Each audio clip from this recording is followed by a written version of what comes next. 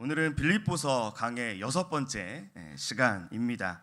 생각하는 대로 살지 않으면 사는 대로 생각하게 된다. 제목이 좀 길죠? 한번 따라해 볼까요? 생각하는 대로 살지 않으면 사는 대로 살아가게 된다. 죄송합니다. 생각하게 된다.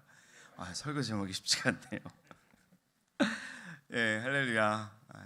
일부 예배 나오신 우리 성도님들, 하나님의 은혜가 가득하시기를 간절히 소망을 합니다. 지난 시간에 우리는 이 도시가 번창하기 위해서 3가지 정도 꼭 필요한 조건이 있다 말씀을 나누었습니다.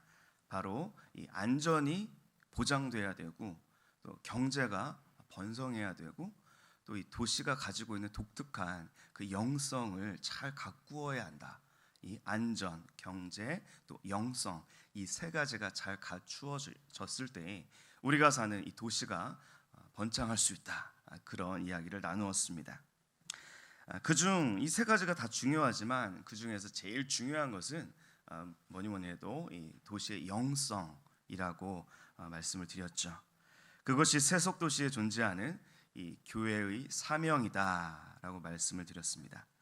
무슨 말인가 하면 도시는 굉장히 밝고 화려하고 거대한, 웅장한, 겉으로 보기에 그런 웅장하고 멋있는 것들만 자랑하고 뽐내는 것이 도시의 영성이고 도시가 가지고 있는 본질이다, 그렇게 말씀을 드렸죠. 그런데 이 도시의 영적인 기운을 새롭게 할 책임이 교회에 있습니다. 이게 무슨 말이냐면 그 밝고 웅장하고 거대한 멋진 모습 이면에 그림자가 있다는 것이죠. 그 도시에 그늘이 있다는 것이고, 소외된 사람들, 연약한 이웃들이 반드시 존재한다라는 것입니다. 그래서 교회가 그 그림자, 그늘진 곳, 연약한 곳, 소외된 이웃들을 기억하고 나가서 섬기는 것이 교회의 사명이다라고 우리가 말씀을 나누었습니다. 이것이 교회의 사명입니다. 그래서 사도 바울의 이 소망은 오늘 이 빌립보서에서 빌립보 성도들이 그 도시의 영성을 건강하게 변화시키는 것을 좀 기대하고 있다. 우리가 그렇게 말씀을 나누었죠. 그런데 여러분, 이 일은 결코 쉬운 일이 아닙니다. 도시의 영성을 새롭게 한다는 것이 어떻게 그냥 거저 되겠습니까? 성도들 각자가 빛과 함께 이 어두움을 보기 위한 연습이 필요하고, 동시에 교회 성도들이 마음이 하나로 모아져야 가능하다. 오늘 성경은 말씀을 하고 있습니다. 그런 점에서 사도 바울은 오늘 본문 이 빌립보서 2장 1절에서 11절에서 특별히 연합과 겸손에 대해서 서두에서 먼저 말씀을 하고 있습니다. 연합과 겸손. 1절과 2절은 주로 연합에 대한 내용을 소개하고 3절과 4절은 겸손함에 대해서 우리에게 말씀을 하고 있습니다. 우리 1절과 2절 같이 한번 읽어볼까요? 시작.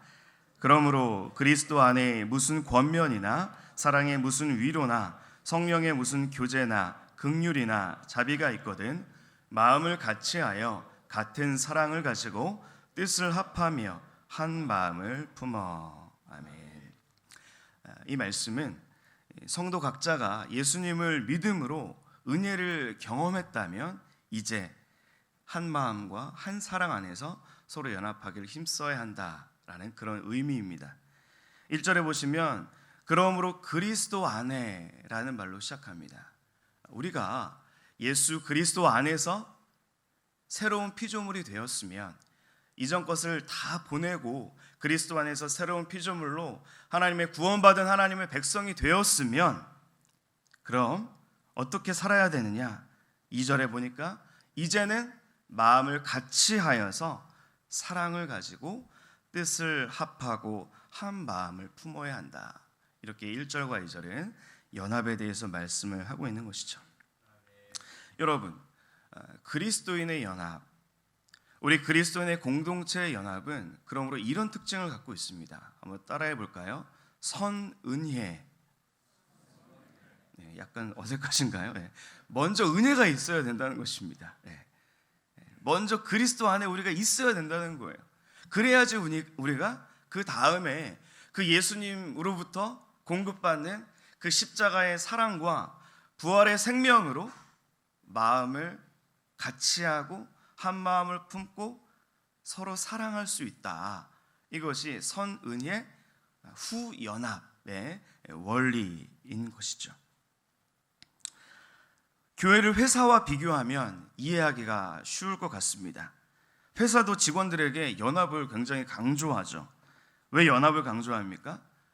서로 하나가 되고 한 팀, 원팀이 되고 한 마음이 돼야 회사의 매출 목표를 달성할 수 있고, 그래야 이 직원 각자가 성과급이든 또 월급이든 어떤 이 눈에 보이는 대가가 나오기 때문입니다. 반면에 이 교회의 연합은 어떻습니까?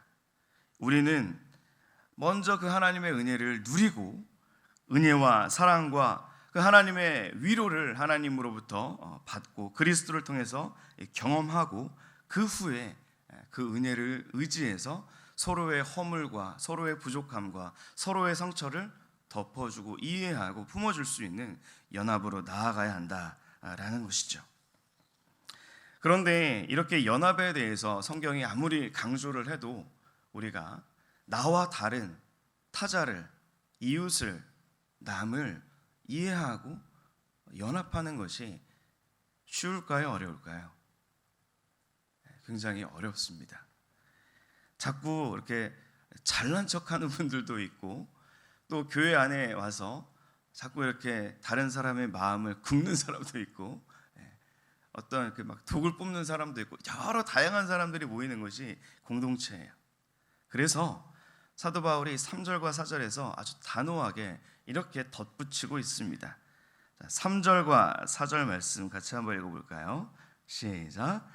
아무 일에든지 다툼이나 허영으로 하지 말고 오직 겸손한 마음으로 각각 자기보다 남을 낮게 여기고 각각 자기 일을 돌볼 뿐더러 또한 각각 다른 사람들의 일을 돌보아 나의 기쁨을 충만하게 하라. 3절에서 오직 어떤 마음으로 우리가 서로 다른 사람을 나보다 낮게 여기라고 말씀합니까? 오직 겸손한 마음으로 라고 말씀합니다. 겸손한 마음으로. 겸손이란 무엇입니까? 겸손이란, 성경적인 겸손이란 아래에서 생각한다라는 뜻을 갖고 있습니다. 아래에서 생각하는 거예요. 위에서 생각하는 것이 아니라 아래에서 생각하는 것이 겸손입니다.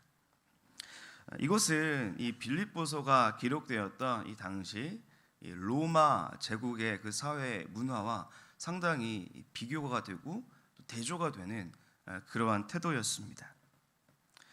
로마 사회는 명예를 굉장히 중요한 사회적인 가치로 여겼습니다. 그러니 당시 사람들은 생각의 습관이 늘 이 아래가 아니라 위에서 생각하고 위에서 바라보고 또 위를 향하기 마련이었습니다. 특히 로마 이 귀족 사회에서는 쿠루수스 호노룸이라는 굉장히 중요한 명칭이 있었는데요. 쉽게 말하면 성공의 사다리라는 의미입니다. 성공의 사다리. 끝없이 위로 올라가려고 하는 거예요. 다음 계급으로, 더 높은 계급으로 계속 성공의 사다리를 타고 위로 상층으로 올라가려는 그러한 중요한 가치가 있었습니다. 그러니 성공의 사다리를 올라갈 때 아래의 자리에서 생각을 하겠습니까?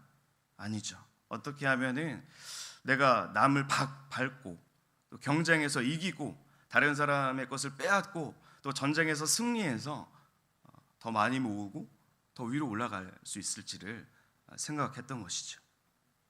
이처럼 이 겸손은 이 3절에서 말하고 있는 겸손은 당대 로마 사회의 지배적인 생각과는 완전히 대척점에 있는 다른 그러한 가치였습니다. 어떻게 하면 위로 올라갈까 생각하지 말고 아래에서 생각하라. 사도 바울은 권면하고 있습니다. 그러니 결국 자기 자신보다 남을 더 낮게 나 깔보는 것이 아니라 나보다 더 나은 사람이라고, 더 좋은 사람이라고, 더 훌륭한 분이라고 그렇게 생각하는 연습을 하라 말씀을 합니다. 자기 일만 생각하지 말고 다른 사람에 대해서도 관심을 가지라. 다른 사람들의 마음과 상황과 형편에 대해서 관심을 가지라. 이렇게 말씀을 합니다. 그러니 사도 바울의 이 권면이 어떤 것인지 짐작이 되는 것이죠. 3절과 4절을 다시 한번 보시면, 유심히 보시면 이 각각이라는 표현이 여러 번 나옵니다. 각각. 한번 보시길 바랍니다. 몇 번이 나옵니까? 각각이라는 표현이 3번이 나오죠. 그죠? 성경에서 반복되는 단어는 굉장히 중요한 의미를 품고 있는 단어라고 이해하시면 됩니다. 각각, 각각. 이게 무슨 의미일까요? 겸손은 성도가 개개인이 각자의 삶 속에서 매일매일 매 순간순간 연습해야 하는 생각의 습관이라는 말입니다. 그러니까 이 겸손을 연습한 사람들이, 성도들이 서로 연합할 수 있다라는 것이죠. 서로 겸손을 연습하고 또 연합하기에 힘쓰고 나보다 남을 더 낮게 여기고 관심을 갖고 형편에 대해서 도움을 주려고 노력을 하고, 이렇게 될 때 교회는 더욱더 겸손해질 것이고, 교회는 이제 더 도시의 어두운 부분, 또 그늘진 부분, 아래의 부분을 돌보며 도시의 영성을 새롭게 할 수 있을 것이란 그러한 메시지가 오늘 본문 말씀에 나와 있습니다. 그렇기 때문에 이 겸손과 연합은 분리될 수 없는 짝으로 우리가 이해를 할 수 있습니다. 그런데 이것이 쉽겠느냐는 말입니다. 아까도 말씀드렸지만 겸손한 것, 또 연합하는 것 굉장히 어려운 것입니다. 아마 우리 주변을 돌아보면, 또 우리 사회를 돌아보면 겸손한 것, 또 서로 연합하는 것이 얼마나 어려운 것인지 우리가 잘 알 수 있습니다. 우리가 살고 있는 이 세상은 얼마나 점점 파편화되고 개인주의화되고 자기 중심적이 되고 자기 편, 또 나와 다른 사람들, 다른 어떤 그룹에 대해서 배타적이고 적대적이고 배제하고 혐오하고, 그렇죠? 그러한 분위기로 우리가 지금 이 세상을 살아가고 있습니까? 또 우리 사회에는 성공의 사다리가 점점 더 견고해지고 있죠. 어떻게 하면 다른 사람을 누르고 올라갈 수 있을까? 한 단계씩 위로 올라가고 싶을 그런 꿈을 누구나 꾸면서 각자 도생, 옆에 있는 사람들을 생각하지 않고 나와 내 가족만 잘 살면 된다. 그러한 가치가 지금 우리가 살고 있는 이 세상을 뒤감고 있습니다. 이런 세상 속에서 도대체 겸손하라, 연합하라, 하나님께서 빌립보서를 통해서 우리에게 말씀하시는 이 메시지는 무엇이고, 우리는 어떻게 이 말씀에 순종할 수 있겠습니까? 참 어려운 일입니다. 그럼에도 불구하고 하나님께서 우리에게 주신 선물이 있습니다. 이 겸손과 연합을 연습하라고 주신 선물이 있습니다. 그것은 바로 우리가 지금 여기 앉아있는, 저와 여러분이 여기에 앉아있는 이 교회 공동체라는 것이죠. 하나님께서 믿는 이들을 한자리에 모아주셔서 하나님을 아버지로 부르면서 서로 사랑하고 형제와 자매로서 나보다 남을 더 낮게 여기고 한 마음을 품고 서로 연합하라고 우리를 이 안산제일교회라는 공동체로 불러주신 줄을 믿으시기 바랍니다. 우리는 이 도시의 낮은 곳을 돕고 회복시키기 위해서 부름받은 한 공동체라는 것입니다. 그렇기 때문에 우리는 이 교회에서 모여서 사랑을 연습하고 성령 충만을 받고 함께 예배하며 이 세상을 하나님의 나라로 회복시킬 수 있는 그러한 끊임없는 훈련과 연습과 경주를 함께 손을 잡고 달려가야 한다. 오늘 성경을 통해 하나님께서 우리에게 말씀하십니다. 여러분, 우리는 어떤 연습이 필요하겠습니까? 겸손의 연습입니다. 이것을 들려주는 것이 5절 이하의 내용인데요. 우리 5절 말씀을 같이 한번 읽어볼까요? 5절 시작. 너희 안에 이 마음을 품으라. 곧 그리스도 예수의 마음이니. 아멘. 5절에 보니까 이 마음을 품으라 이렇게 말씀을 합니다. 예수 그리스도의 마음을 품으라. 프랑스 시인인 이 폴발레리라는 분이 이런 말을 했다고 합니다. 오늘 설교 제목인데요. 생각하는 대로 살지 않으면 사는 대로 생각하게 된다. 생각하는 대로 살지 않으면 사는 대로 생각하게 된다. 이 말이 무슨 의미일까요? 지금 내가 살고 있는 방식이 뭔가 문제가 있다면 문제가 무엇인지 생각하라는 것입니다. 그리고 그 생각을 따라 삶을 고치기 위해서 노력하고 훈련하고 경주하라라는 뜻이죠. 그렇지 않으면 결국 지금 내가 살고 있는 이 삶의 방식이 그냥 괜찮은 것으로 여겨지게 되고 그 안에서 그냥 고요 있게 된다. 안주하게 된다. 그런 의미입니다. 예를 들면 이런 것입니다. 미혼의 여자 청년이 있다고 해봅시다. 근데 이 회사에서 직장 동료와 친근하게 지내다가 정이 들었어요. 문제는 무엇일까요? 이 남자가 기혼, 유부남이라는 것입니다. 그렇다면 분명 뭔가 삶의 방식에 문제가 있는 것입니다. 그렇죠? 어떻게 해야 될까요? 생각을 해야 됩니다. 어떤 생각입니까? 이것은 건강한 관계가 아니구나. 그런 생각을 먼저 품어야 되겠죠. 그리고 그 생각을 따라서 살려고 노력을 해야 합니다. 쉽게 말해서 잘못된 관계를, 부적절한 관계를 끊어야 된다라는 것입니다. 만약에 그걸 못하면 어떻게 될까요? 자꾸 합리화하게 되겠죠. 이러한 삶의 모습을 합리화하게 되는 것입니다. 그럴 수도 있지. 이렇게 만나다가 헤어질 수도 있지. 다들 이렇게 사는데 뭐 어때? 그 남자가 이혼할 수도 있는 거 아니야? 이렇게 생각할 수 있다는 것이죠. 합리화할 수 있다는 것이죠. 여러분, 이것은 하나의 예일 뿐입니다. 문제는 이런 경우가 굉장히 많다는 것이죠. 우리가 사는 이 세상 속에서. 하지만 우리는 기억해야 합니다. 무엇을 기억해야 합니까? 그리스도 예수의 마음을 품어야 된다는 것입니다. 그리스도 예수의 생각을 품어야 된다는 것입니다. 그리스도 예수께서 걸어가신 그 십자가의 길을 기억하고 늘 생각하고 내가 그 안에서 걸어갈 수 있도록 늘 내 마음을 거기에 위치시켜야 한다는 것입니다. 그렇지 않으면 자꾸